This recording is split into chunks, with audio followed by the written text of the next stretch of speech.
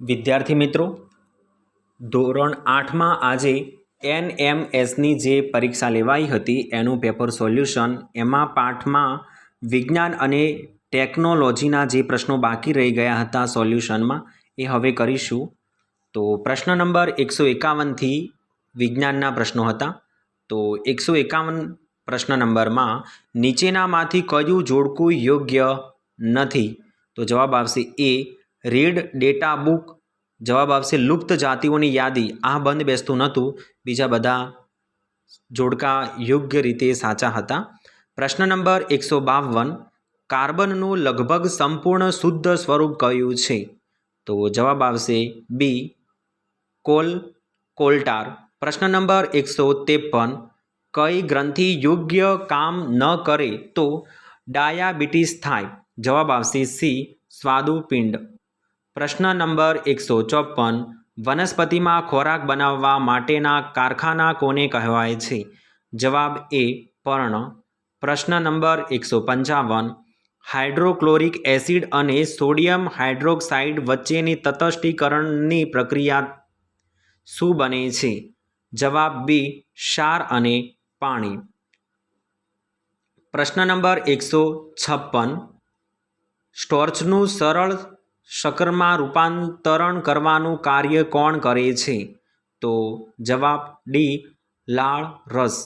પ્રશ્ન નંબર 157, જો બાજની મહત્તમ ઝડપ 320 કિમી હોય તો ઝડપ મીટર સેકન્ડમાં કેટલી થાય? વિદ્યાર્થી મિત્રો, આ પ્રશ્નનો જવાબ તમારે કોમેન્ટ બોક્સમાં આપવાનો રહેશે. પ્રશ્ન નંબર 158, કુદરતી વાયુમાંથી મેળવવામાં આવતા ખાલી જગ્યા વાયુનો ઉપયોગ કૃત્રિમ ખાતરની બનાવટમાં થાય છે. જવાબ સી હાઇડ્રોજન. પ્રશ્ન નંબર 159, શાના દ્વારા હંમેશા ચંતુ આભાસી અને વસ્તુના પરિણામ કરતાં નાનું પ્રતિબિંબ મળે છે? જવાબ એ બહિર્ગોળ અરીસો અને અંતર્ગોળ લેન્સ. પ્રશ્ન નંબર 160, એક સ્થાનથી બીજા સ્થાન કે આગળ પાછળ થતી પદાર્થની ગતિને શું કહે છે? જવાબ સી આવૃત્તિ. પ્રશ્ન નંબર 161, છોકરાઓમાં મોટી થયેલી સ્વરપેટી ગળાના ભાગમાં બહારની તરફ ઉપસી આવે છે, તેને શું કહે છે? જવાબ બી કંઠમણી. પ્રશ્ન નંબર 162, મગજ સાથે જોડાયેલી ગ્રંથિ કઈ છે? જવાબ સી પિટ્યુટરી. પ્રશ્ન નંબર 163, આપણા શરીરમાં રુધિરના નિર્માણનું કામ કોણ કરે છે? જવાબ સી કાર્બોદિત. પ્રશ્ન નંબર 164, નીચેનામાંથી કયું જોડકું યોગ્ય નથી? જવાબ બી એસિડિક એસિડ વિનેગર એ યોગ્ય નથી. બીજા બાકીના જે 3 હતા એ યોગ્ય જોડકા હતું. પ્રશ્ન નંબર 165, વિનેગાર અને બેકિંગ સોડાને મિશ્ર કરતાં ખાલી જગ્યા વાયુ ઉત્પન્ન થાય છે? જવાબ એ કાર્બન ડાયોક્સાઇડ. પ્રશ્ન નંબર 166, ભારે કસરત કરવાથી સ્નાયુઓમાં ખાલી જગ્યા એકઠી થવાના કારણે સ્નાયુઓ ખેંચાઈ જાય છે? જવાબ સી લેક્ટિક એસિડ. પ્રશ્ન નંબર 167, પદાર્થ કાપેલ અંતર શોધવા માટેનું સૂત્ર કાપેલ અંતર બરાબર ખાલી જગ્યા છે. વિદ્યાર્થી મિત્રો, આ પ્રશ્નનો જવાબ તમારે કોમેન્ટ બોક્સમાં આપવાનો રહેશે. પ્રશ્ન નંબર 168, સાબુના પરપોટા વડે પ્રકાશનો ઘણા રંગોમાં છૂટા પડવાની ઘટનાને ખાલી જગ્યા કહે છે? જવાબ સી પ્રકાશનું પ્રસરણ. પ્રશ્ન નંબર 169, કાપવામાં આવેલ પાંખમાંથી દાણાઓને ભૂસમાંથી અલગ કરવાની પ્રક્રિયાને શું કહે છે? જવાબ સી થ્રેશિંગ.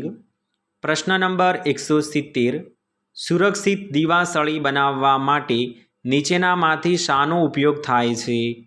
જવાબ એ લાલ ફોસ્ફરસ અને સફેદ ફોસ્ફરસ.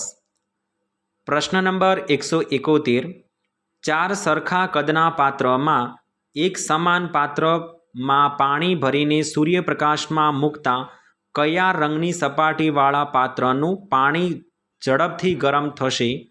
જવાબ સી કાળો.